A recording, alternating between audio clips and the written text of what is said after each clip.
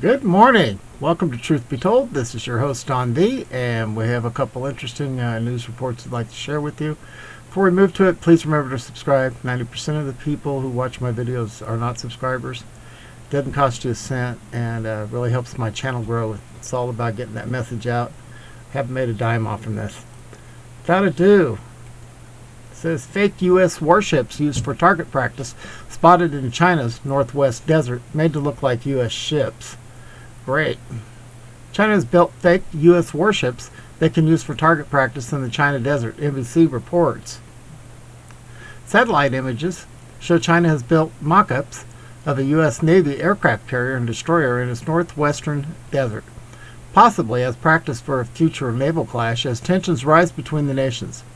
China has upgraded its military massively in recent years, and its capability and intentions are increasingly concerning for the United States as tensions rise over the South China Sea, Taiwan, and military supremacy in the Indo-Pacific. The images captured by Colorado-based satellite imagery company Maxar Technologies, dated Sunday, shows the outlines of a U.S. aircraft carrier and at least one destroyer sitting on a railway track. Maxar identified the location as Rukwang, a Tacamacan Desert County in the northwestern Zhejiang region. The independent U.S. Naval Institute said at its website that the mock-up of the U.S. ships were part of a new target range developed by the People's Liberation Army. This comes after reports that China has asked its people to stock up on food recently. In addition, over the past few months, since the Biden regime stole the 2020E, the Chinese have done more and more to harass the people of Taiwan. In October, Taiwan announced that it was preparing for war. Great. Just more good news, isn't it, guys? Thank God we know that our God loves us, He cares, and He's taking care of all this. Okay, moving on. On Breitbart, it says U.S. Kerry. U.S. won't have coal by 2030. John Kerry, I'm not saying that word in front of his name, Joe Biden's regime climate envoy, said there would be no coal in the U.S. by the end of the decade at the COP26 climate conference in Glasgow, Scotland. By 2030, the U.S. won't have coal, Kerry said in an interview with Bloomberg. Kerry is the first Biden official to publicly comment on the administration's environmental policy since the $1.2 trillion infrastructure bill that contained numerous sections dedicated to climate change passed Congress. His aspiration to rid the country of its coal by 2030 aligns with the Biden regime's deadlines for lowering greenhouse gases by the same year. Despite these goals, Axios reported the U.S. did not join last week to a pledge signed by more than 40 countries to phase out coal-fired plants in the 2030s and 40s. According to the U.S. Energy Information Administration, the EIA, coal accounted for 10% of our nation's total energy consumption in 2020. Kerry went on to say, we're going to be carbon-free in the power sector by 2035. I think that's leadership. I think that's indicative of what we can do, he said. You know what? It's awful funny. These guys go over there to these climate summits on their private jets, blowing out all kinds of carbon, more carbon coming out of those jets than, probably 100,000 people is going to breathe in a year. And they got the audacity to say that we're going to quit using coal. Meanwhile, China is upping everything that they're doing. They don't care about climate change because climate change is a BS lie.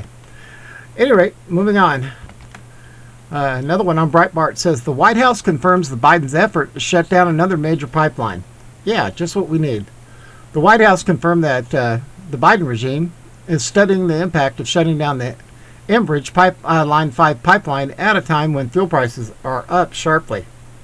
White House Deputy Press Secretary Karine Jean-Pierre confirmed that the Biden regime was exploring the idea.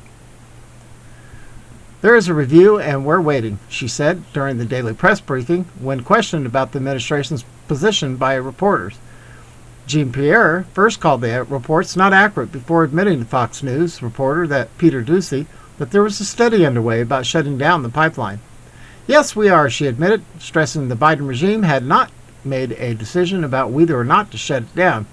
Line 5 pipeline is the focus of green activists by tribal nations, as nearly 23 million gallons of oil a day flow through the Straits of Mechanic into the U.S.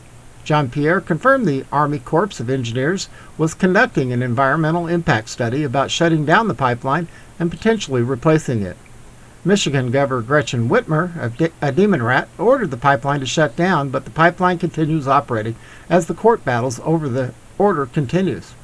The Biden regime continues working to stop existing and new oil infrastructure projects such as the Keystone XL pipeline, even as Americans continue facing higher prices. Okay, on the red state, it says Jimmy Kimmel has figured out why Kamala Harris is as popular as spoiled milk.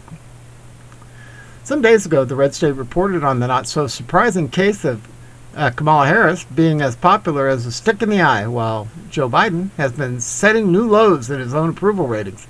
Harris clocked in at a dreadful 28% approval of the U.S. Today's latest poll. Kamala Harris's approval rating is 28%, even worse than Biden's. Poll shows that 51% disapprove the job she's doing. 1 in 5, 21%, are undecided. But if you're still sitting around, running all the possibilities, desperately trying to figure out how a politician as charismatic and charming as Harris, whatever, could possibly be less popular than a stub toe in the dark, I've got good news. The mystery has been solved by none other than late-night host and alleged comedian Jimmy Kimmel. You see, it's not the fact that Harris is deeply inauthentic at the point of hiring child actors to try to make herself seem more likable. It's not that she's failed on every major task she's been assigned, most importantly, the border crisis. It's not even that she laughs wildly at the most inappropriate times. No, the reason Harris is unpopular is that you are a racist, sexist bigot who just won't allow yourself to appreciate her greatness. You should take some time to think about how you've let our elites down by holding a non-approved opinion about a politician.